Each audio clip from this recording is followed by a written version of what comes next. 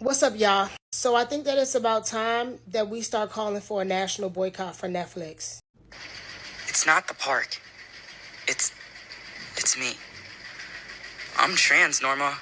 And everyone at school knows, and everyone at home knows. And being here, it's like a whole new place. I can just be Barney, and I can choose if and when I tell people. I've never been happier. And that's saying something when I spent today chased by terrifying zombie mascots. Pugsley reminded me how important it is to live your life without apology. So I think I gotta give living here a shot.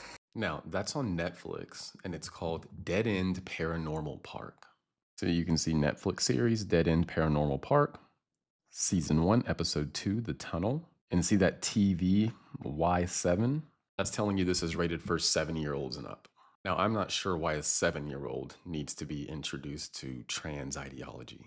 Seems a bit young, but this is live on Netflix, and again, they're saying this is for 7-year-olds and above. No. Do 7-year-olds need to be introduced to this ideology? No, they don't. Netflix, what are we doing? What are we doing? Parents, pay attention to what your children are watching. It seems they're sneaking things like this into show. A Netflix boycott is now going viral on social media after Elon Musk himself is now behind this, and a lot of people are following suit, posting screenshots of people canceling their memberships, and it all revolves around one person called Hamish Steele. This is a person who wrote a nasty message about Charlie that you can read here after he passed away, but Hamish Steele is also the creator of a show called Dead End Paranormal Park. This is a cartoon for 7+-year-olds, and it's about a trans kid who runs away from his homophobic grandma and finds a new support system while he gets a job at a haunted... Yes, this is going viral on social media. Elon Musk said he canceled his Netflix account after they promoted kids show which put trans on kid and was written by an activist who mocked Charlie's. This is actually what I'm seeing on Twitter. A lot of people are canceling Netflix. Not only that, from the investigations, I realized Obama and Michelle are the co-producer of this movie. A lot of people are furious. Like, what is going on?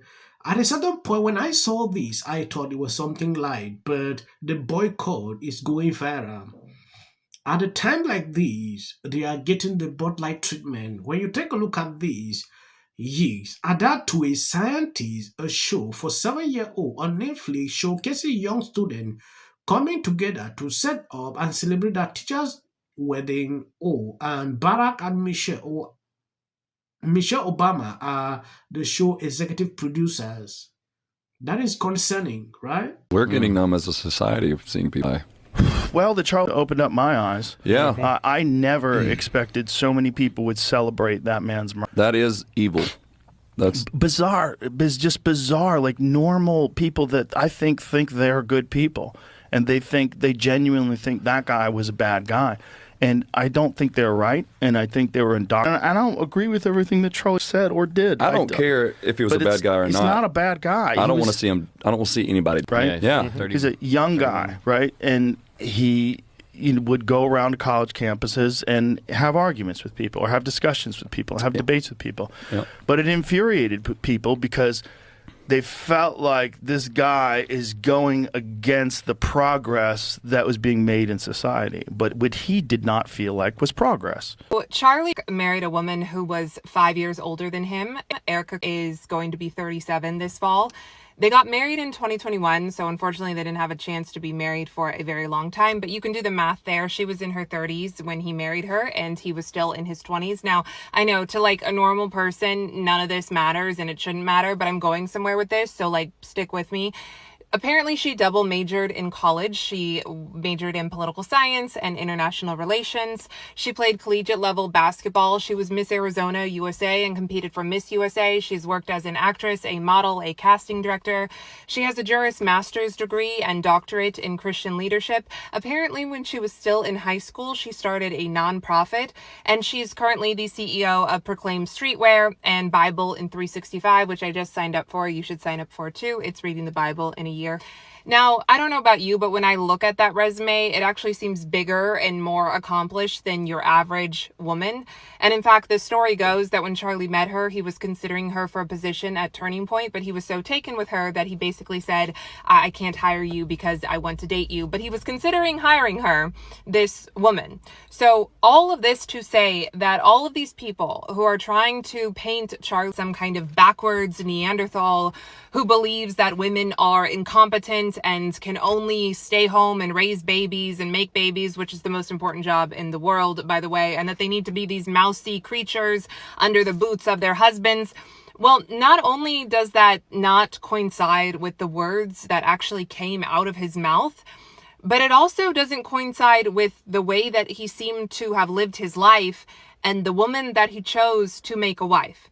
Now, did Charlie believe in biblical gender roles? I don't want to speak for him, but I listened to a lot of him. Yeah, it seems like he did. I do, by the way, as well. Most Christians do.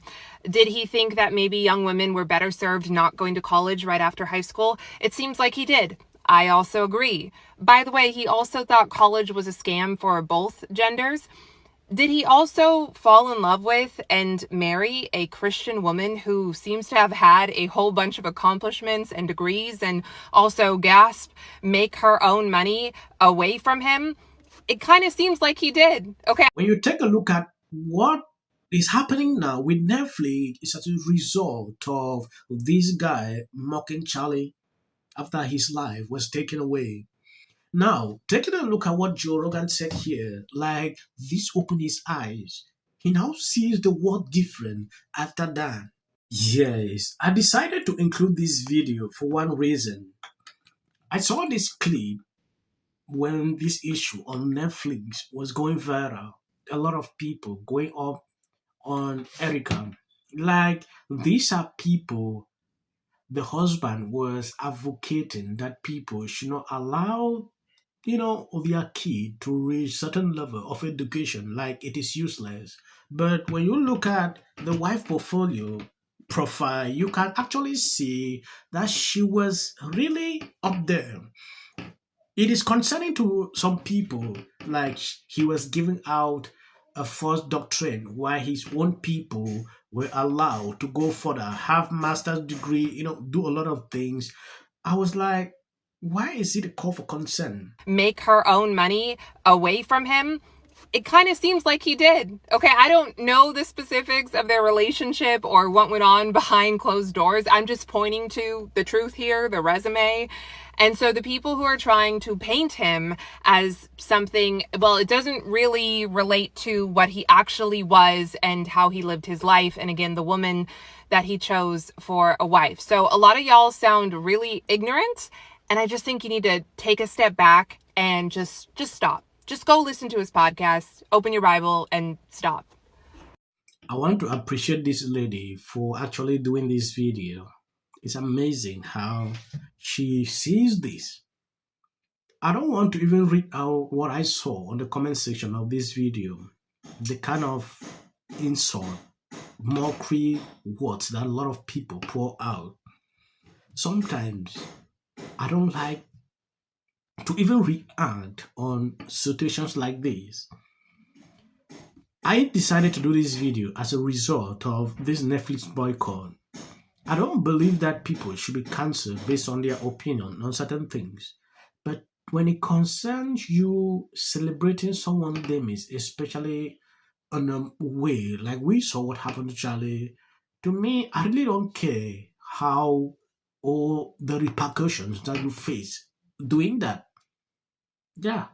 Because the more you celebrate, you are encouraging other people to do it. It's a call for consent. So people boycotting Netflix, I don't have a problem with that. I want to appreciate you. Thank you for always supporting me, sharing out my videos. I'm going to end here. As of the short please, you can skip. This is the first interview that you've done since the unthinkable happened, and it was right, because I generally don't. I give interviews. I don't. Right. Not happening at the moment. Yeah. President Obama is blatant censorship because he says he has a team of fact checkers. The FCC want them to stop fooling around with my right to say what I feel. Right. Americans. It's a part of who we are. Because that is really something that didn't happen before. Does anybody else watch The View? Because I think there's... I'm going to say one.